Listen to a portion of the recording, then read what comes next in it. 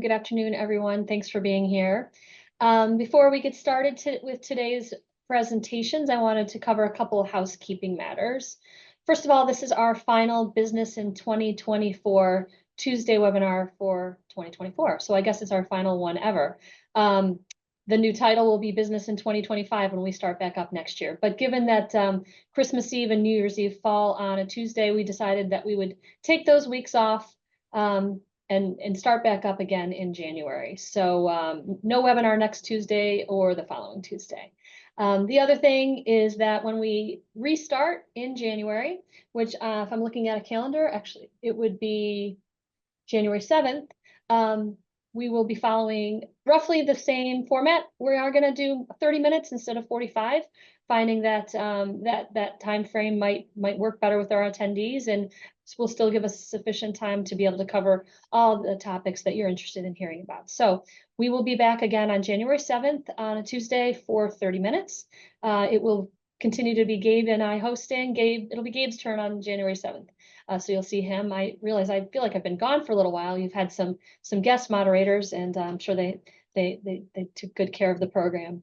Also wanted to mention just a few items that we don't have formal presentations on, but given that this is the last webinar of the year, just want to mention a couple new laws that are going to be going into effect January 1st. One is the law requiring employers to provide time off for prenatal appointments. We covered that 2 weeks ago with Katie Schaefer. If you missed that presentation, perhaps go back and take a listen. If you have any questions about that requirement that you provide 20 hours of paid time for prenatal leave, certainly reach out to me or any of the labor and employment attorneys that you work with at Bond. We're always willing to help. But again, that takes effect January 1st. So just make sure you're lined up, ready to put that into place.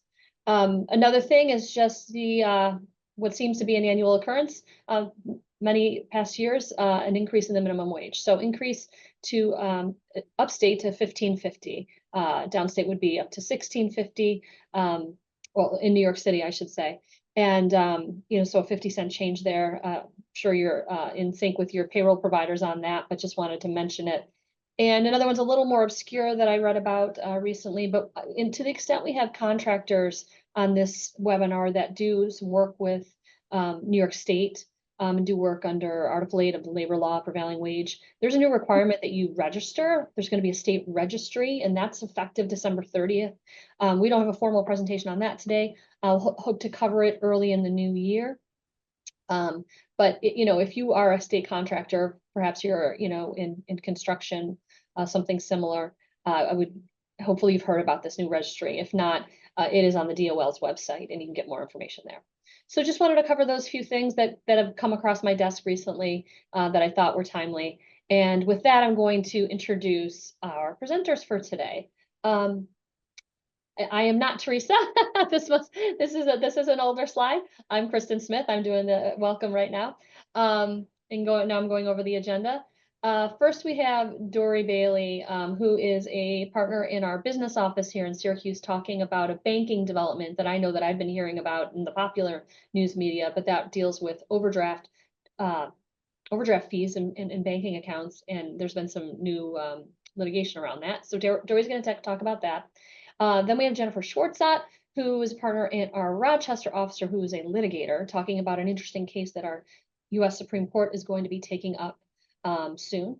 And finally, Subha Viswanathan, a regular contributor, a labor attorney here in Syracuse, is going to talk about the proposed rule from the U.S. Department of Labor. So those are our three presenters today. We probably will not take the whole time, but if you could, I guess, take it away, Dory. Tell us what's going on with overdraft fees. Sure, of course. Thank you, Kristen. So I'm Dory Bailey. I'm the chair of the Financial Institutions Regulatory Practice Group at Bond. And in this presentation, I will discuss the Consumer Financial Protection Bureau's new rule that limits the ability of banks and credit unions to charge overdraft fees and the recent challenge to the new rule. So on December 12th, the Consumer Financial Protection Bureau issued a new rule amending Regulation Z, which is under the Truth in Lending Act, and Regulation E, which is under the Electronic Fund Transfer Act, to update regulatory exceptions for overdraft credit provided by very large financial institutions.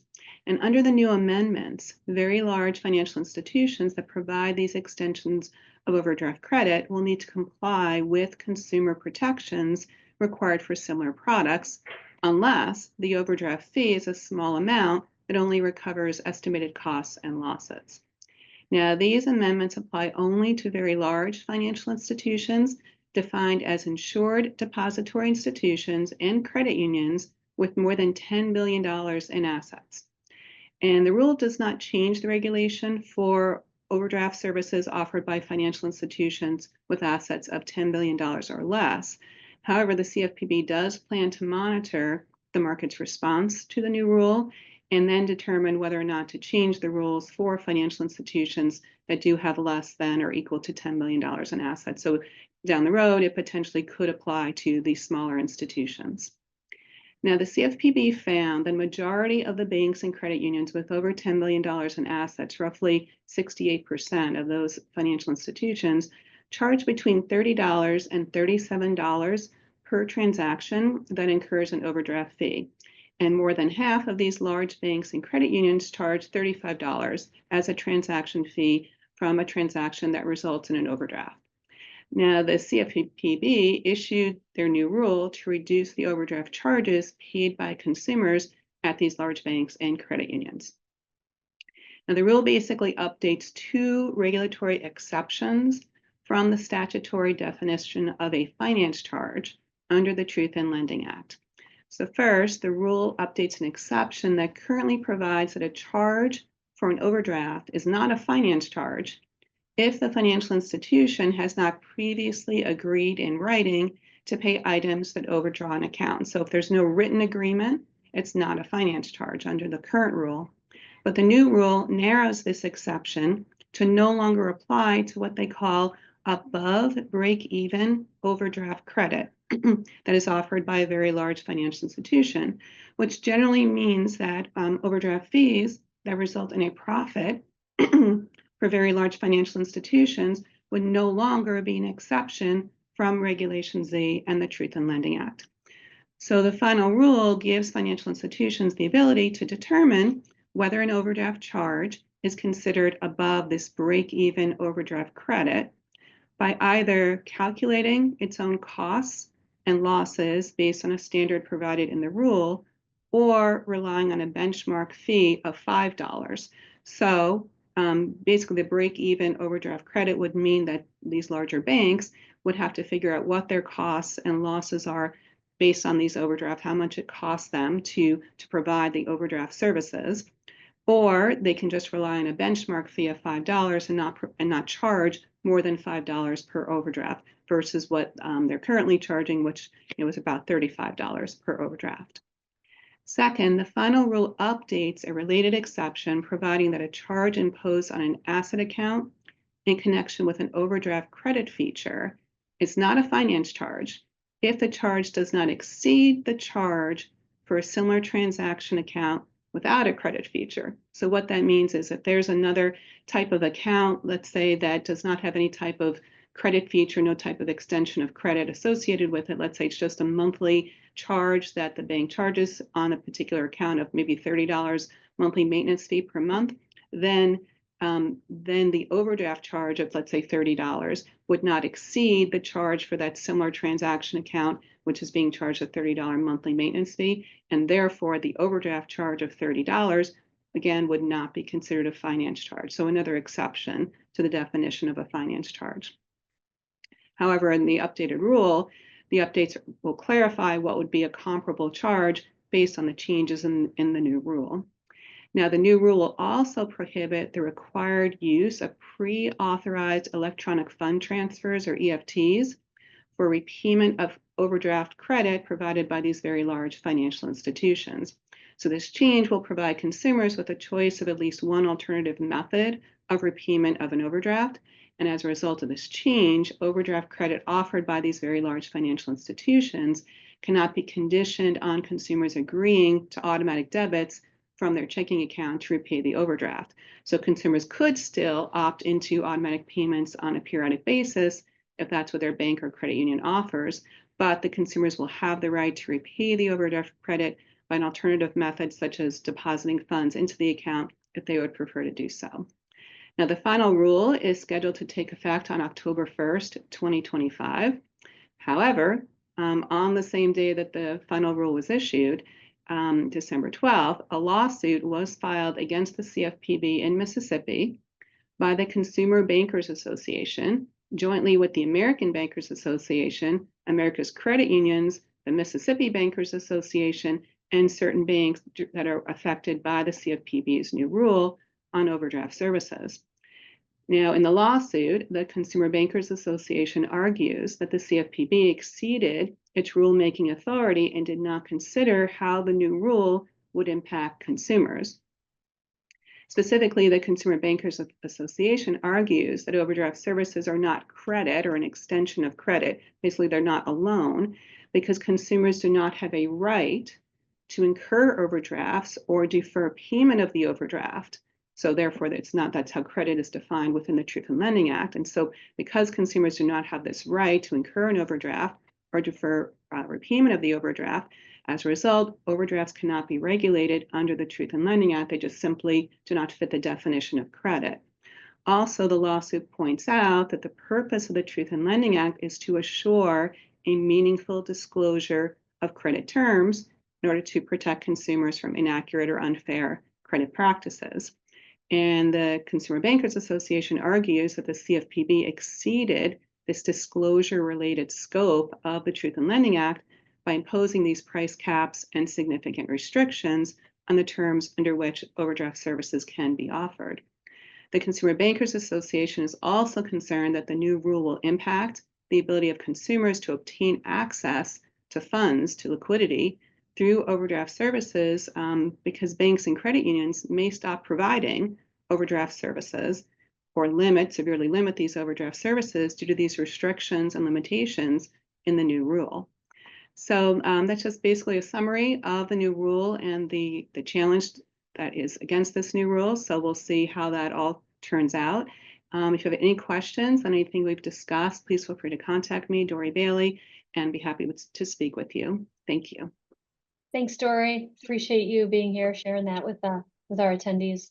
I wanted to just make a quick note of something I meant to mention before Dory spoke about another housekeeping matter. It just relates to the webinar for 2025. You will be receiving a new invitation with the link, to get it in your calendar and get the link available to you for 2025. So sometime after the Christmas holiday, that'll be coming into your inbox. So keep an eye out for that. Make sure you accept it so that you don't miss an episode in 2025. So with that, let's get back to the presentations. Jen, could you tell us a bit about this new Supreme Court case? Yeah, absolutely. Thank you. I appreciate being here with all of you today. Looking forward to a little holiday break. Hopefully everyone else is going to have that as well. So happy holidays to those who celebrate. So I'm a litigation attorney, and so I love the Supreme Court and, kind of keep track of what cases are coming out of that court. And I thought it would be of interest to our attendees to hear about the case that the Supreme Court has agreed to take from the Wisconsin Supreme Court. So a little bit of background for everybody. You may know this, but you may not. The Supreme Court is not a court of right. That means not everybody gets to go to the Supreme Court. You have to file a petition, and the court justices consider the petitions that are filed. They get about 7,000 or 8,000 petitions a year, and they take less than 100 cases. So the odds are not good usually that you are going to get your case taken and decided. When they agree to hear the case, they issue what's called a writ of certiorari, or we call it a granting cert, is kind of the common phrase that is used. And to do that, you have to have 4 of the 9 justices agree to take up the case. If you might follow, if you have, it comes up in the news, or if you follow the court, a lot of times certain justices are looking to advocate for certain particular legal theories.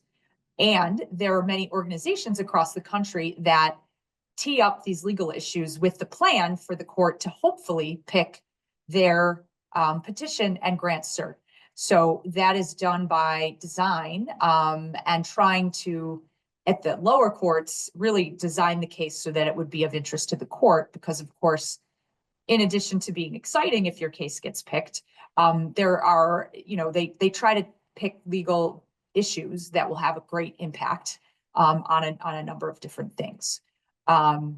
And in recent years, as you may know from the news, or if you follow the court has been seemingly very interested in the First Amendment's free exercise clause. That is something that allows people to have free exercise of religion without government interference, or not religion, right? So you can practice or not practice, and that decision is yours to make. And so I think the pundits would say, if you will, that the court has extended the free exercise clause in the last few years beyond where it has been, certainly in the decades previous, probably from the 60s up until around the late 2015 and thereafter, was kind of consistent, and now it's changed pretty significantly since then. So the case that's the background that hopefully will frame this.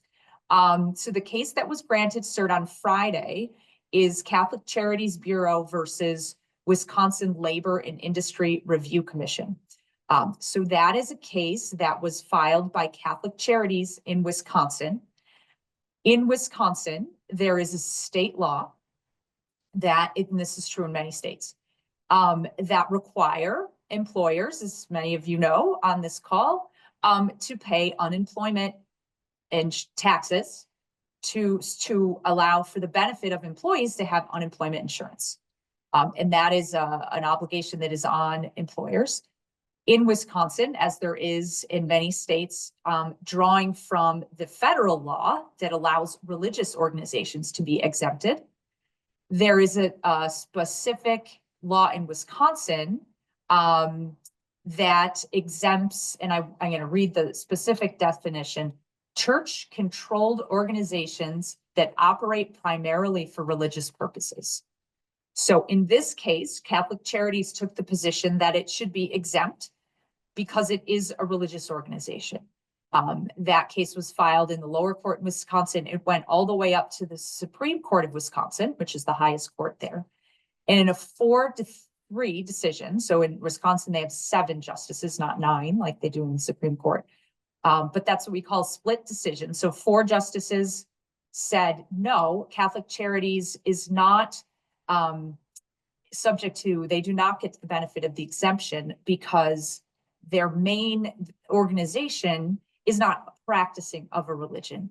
For example, a church is a little more obvious case, right? They are proselytizing their in teaching their religion, and that here they made the distinction saying that although there's a religious affiliation and the organization is guided by Catholic tendencies of kindness and giving money to people in need, which is what this organization does, that it wasn't actually operated primarily for religious purposes. They also looked to the fact that the employees did not have to be Catholic, nor did the beneficiaries of the services for Catholic Charities. There were, however, 3 justices who disagreed, and there was an organization that was participating in this lawsuit. Some of their attorneys from that organization that has teed this up and helped put together the petition that went to the Supreme Court that was considered. And they have characterized this as a religious liberties case. And that was the one attorney on the advocating for the petition. And then the Wisconsin Attorney General said, no, this is not, they aren't subject to the exemption. And so that means that the court has granted the petition. As I said, the specific question that they're going to look at is, does a state violate the First Amendment's religion clauses by denying a religious organization an otherwise available tax exemption because the organization does not meet the state's criteria for religious behavior. Now, that was an intentional frame by the individuals who put, the Catholic Charities, the lawyers, to tee that up for the Supreme Court. The Supreme Court has the option of saying, we want to hear that question, or we want to hear a different question. That's their right when they grant cert. In this case, they just granted the petition, which means that that is the briefs that will be filed and the argument that will be made, which will probably be in the spring, are going to be on that particular issue. I think that they framed it, not to get too into the weeds on the litigation strategy, but because there are cases, recent Supreme Court cases, you might have heard about a Montana case, Trinity Lutheran, that came up, as well as a case from Maine with public schooling. And those both dealt with how public money is distributed to religious entities and their participation or not participation in certain programs in those states. And so I think that question was attractive to the justices. They didn't, publicly at this time, we don't know how many of the justices, if it was just 4, if it was more than that, agreed to hear this question. The media sometimes gets to find that out, but that wasn't included in the grant that was issued on Friday. So now going to, what does this mean and how could this affect everyone listening? Well, it could have significant implications beyond Catholic Charities. Looking at the analysis, if this Wisconsin law is overturned on the grounds that it violates the First Amendment, it's possible that this rationale could be extended to not just Catholic Charities, but all religiously based nonprofits. So that could potentially include hospitals and colleges and universities that have a Catholic affiliation, social justice organizations. And so the implication could be that for the same reasons in their states, that they also would be exempted from paying unemployment taxes, which could have a dramatic impact, certainly, on employers around the nation. Some have suggested, if that were the case, that there is so many organizations that fall into that group, that it would have a significant impact, obviously, on the availability of unemployment insurance funds to cover employees who need to be, if they're displaced and need unemployment insurance. It will be, some are suggesting, the folks that were not in support of the Supreme Court taking this case up, were suggesting that that would mean that the employees of all of those organizations would not have unemployment insurance available to them.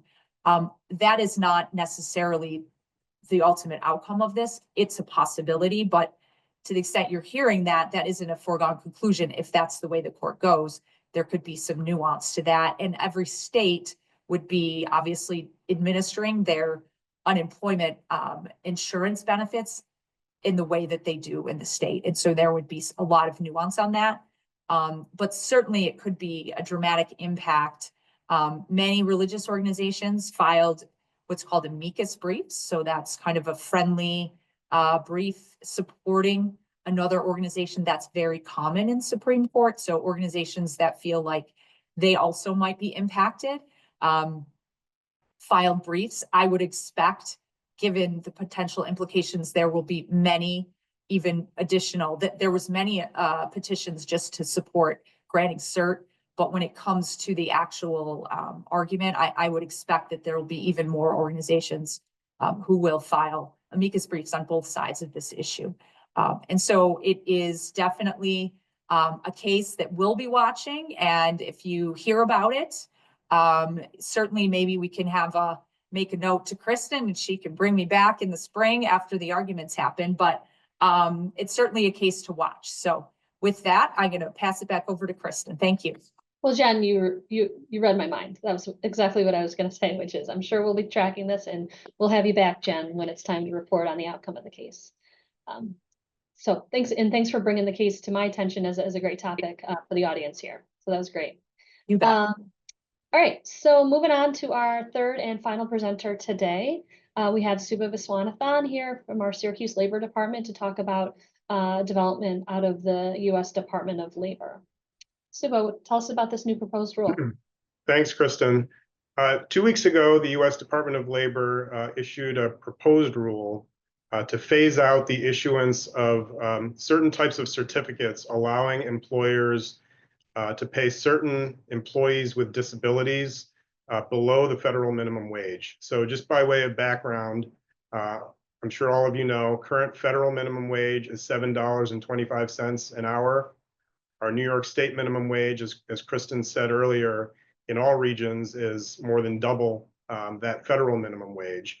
So this only applies to the federal minimum wage.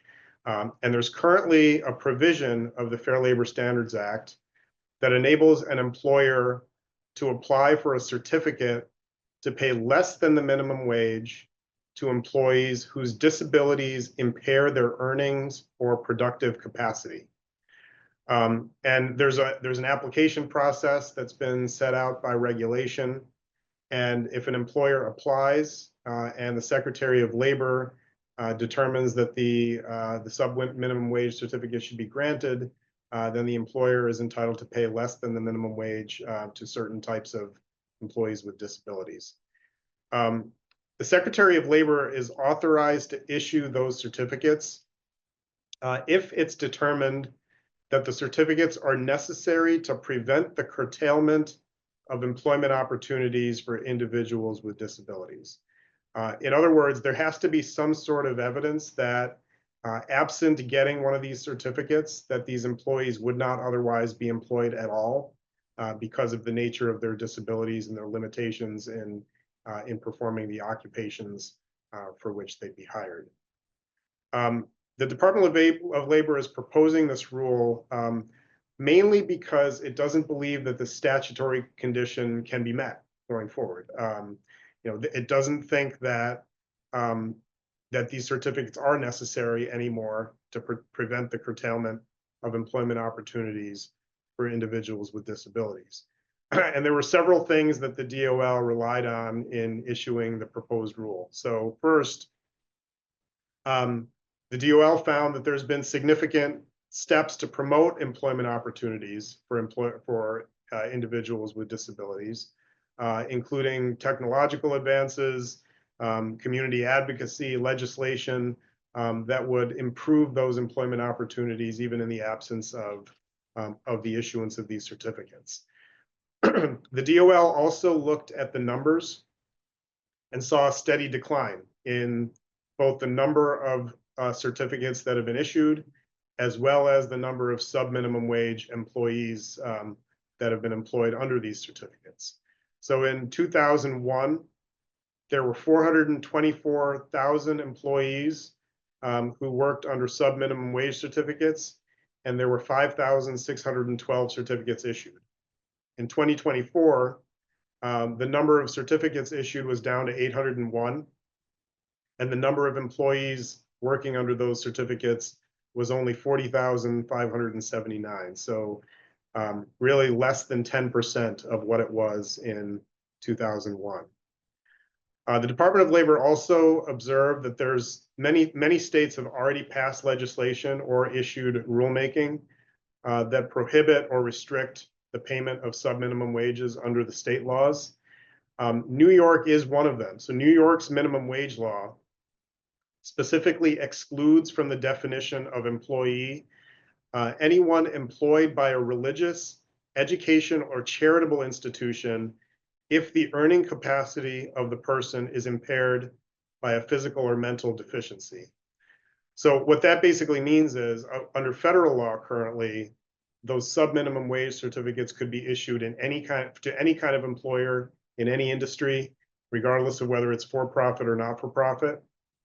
In New York, there's a limitation on that, in that only not-for-profit entities formed for a religious, educational, or charitable purpose can pay a sub-minimum. Well, really, they're not covered at all under the minimum wage law. So those entities in New York would still be free to apply for the federal minimum wage, sub minimum wage certificate, and get permission to pay less than the federal minimum wage. So it would not impact the state law. Under state law, those employees would still not be covered by the state minimum wage, which is higher than the federal minimum wage, but those employers would no longer be able to apply for federal certificates to pay less than the federal minimum wage. The DOL also cited misuse of the certificates. It found that there was a lack of employment opportunities in the types of occupations that employees with disabilities were employed for under the certificates, and also found that there was a lack of any kind of training or transferable skills that these employees could then use to work perhaps without the sub-minimum wage certificate.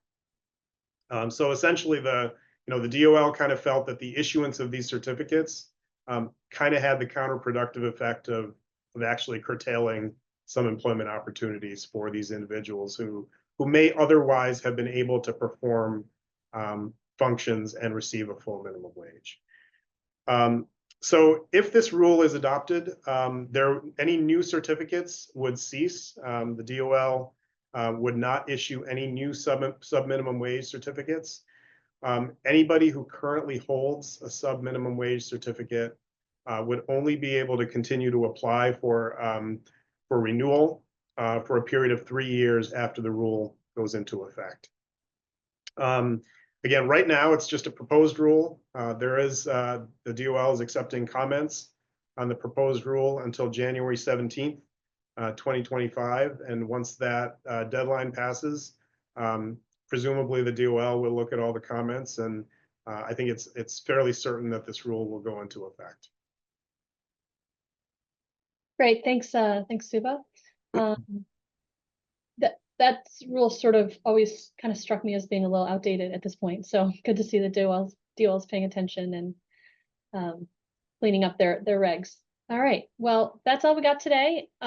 You'll notice there weren't slides. That's not a technical error on your computer's part.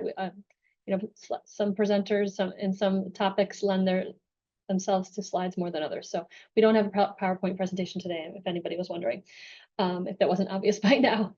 But if you do have follow-up questions, here is the contact information for our presenters, who are always ready, willing, and able to answer any questions for you on these topics or other things as well. And so thank you. I hope everyone has a wonderful holiday season. As Jen says, gets maybe some time off, and we'll see you back here in January.